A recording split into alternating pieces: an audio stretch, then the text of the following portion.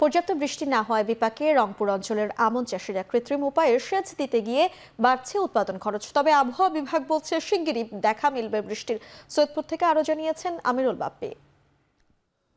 গত প্রায় 10 থেকে 12 দিন ধরে রংপুর বিভাগে বৃষ্টির দেখা নেই, যার প্রভাব পড়েছে আমনের ক্ষেতগুলোতে, যার ফলে আমনের ক্ষেতে প্রয়োজনীয় যতটুকু পানি থাকা দরকার সেটা মিলছে না এবং কৃষকরা বাধ্য হচ্ছেন সম্পূরক সেচ দিতে।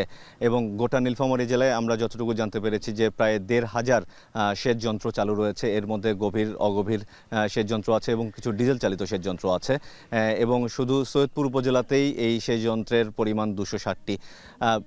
তবে এতে করে কৃষকের যে আমন চাষের যে খরচ কিছুটা বেড়ে যাওয়ার শঙ্কা থাকলেও কৃষি বিভাগ বলছে তেমন একটা প্রভাব পড়বে না। এদিকে আবহাওয়া বিভাগ বলছে যে আজ বা কালকের মধ্যে কিছুটা বৃষ্টি হবে।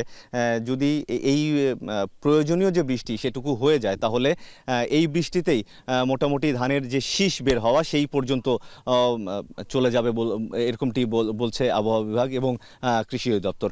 যদিও কৃষকরা বলছেন যে এখন যে অবস্থা আছে এই অবস্থা যদি আরও কয়েকদিন চলতে থাকে, বৃষ্টিহীনতা বা এরকম খরা যদি চলতে থাকে তাহলে তাদের খরচটা অনেক হয়তো বেড়ে যাবে। আর স্বস্তির খবর হলো এখন পর্যন্ত তেমনভাবে এই আমনের চারার যেসব রোগবালাইয়ের কথা শোনা যায় এখন পর্যন্ত সেই রোগবালাইয়ের কথা আমরা শুনতে পারিনি।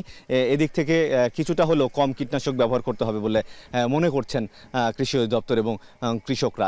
তো এই ছিল আমার কাছে নীলফামারীর সৈয়দপুর থেকে আমন চাষের সবশেষ অবস্থা।